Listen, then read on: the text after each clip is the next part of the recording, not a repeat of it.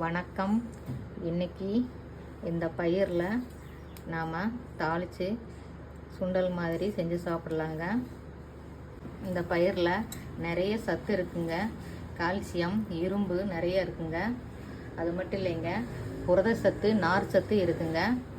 பெண்கள் கட்டாயமாக இது சாப்பிடணுங்க. அப்போ தாங்க எலும்பு நல்லா பலமாக இருக்குங்க.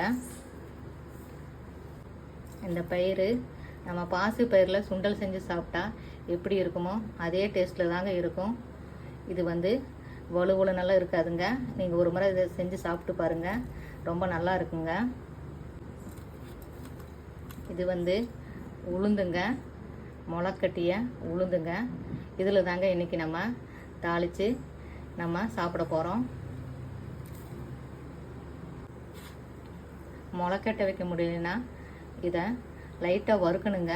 வறுத்த பின்னாடி நீங்கள் இந்த பயிரை வேக வச்சு தாளித்து சாப்பிட்லாங்க, நல்லா இருக்குங்க. 1/2 கப் உளுந்து முளைக்கட்டினதுங்க. இதை குக்கரில் போட்டுக்கலாங்க.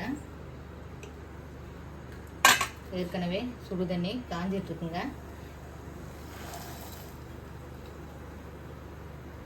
தண்ணி அளவாக வச்சு நம்ம ஒரு 2 விசில் வர்ற மாதிரி வேக வைக்கலாங்க. இது கூட உப்பு போட்டுக்கலாங்க. கொஞ்சமாக கல்லுப்பு போட்டுக்கலாங்க. 2 விசில் விட்டால் போதுங்க, நல்லா வெந்துருங்க.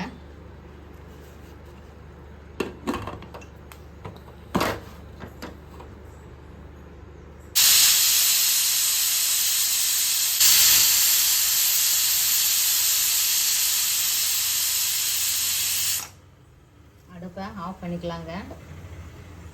முளைக்கட்டின தானியம் சீக்கிரமாக வெந்துருங்க. உளுந்து வெந்துருச்சுங்க, பார்க்கலாம்.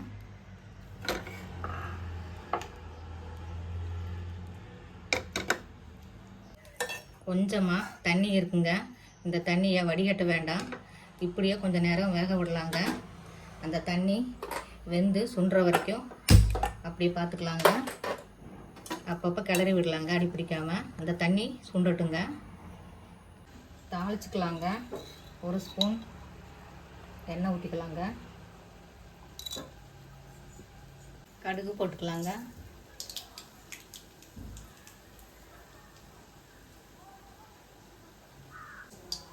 உளுந்து பருப்பு வேண்டாங்க, நம்ம உளுந்து சுண்டல் தானே செய்ய போகிறோம். அதனால் கருவேப்பிலை ஒரு கொத்து போட்டுக்கலாங்க. வெங்காயம் போட்டுக்கலாங்க.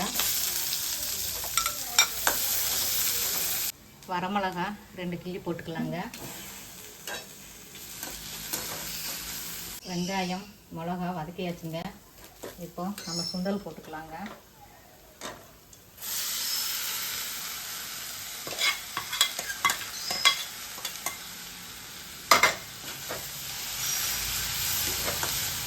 கொஞ்சமாக மிளகாய் பொடி போட்டுக்கலாங்க.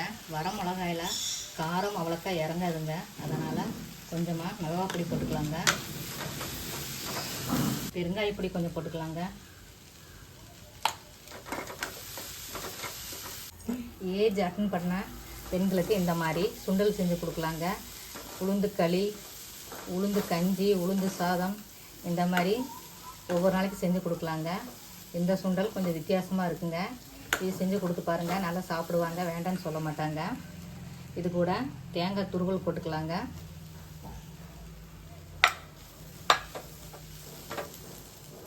அவ்வளோதாங்க, உளுந்து சுண்டல் ரெடி ஆயிடுச்சு. உளுந்து சுண்டல் எப்படி இருக்குமோன்னு பயப்படாதீங்க. பாசிப்பயிறு சுண்டல் எப்படி இருக்குமோ அந்த டேஸ்ட்டில் தாங்க இருக்கும். குழந்தைங்க, பெரியவங்க எல்லோரும் நல்லா விரும்பி சாப்பிடுவாங்க. இந்த வீடியோ பிடிச்சிருந்தா லைக் பண்ணுங்கள், சப்ஸ்கிரைப் பண்ணுங்கள். வீடியோ பார்த்ததுக்கு நன்றிங்க.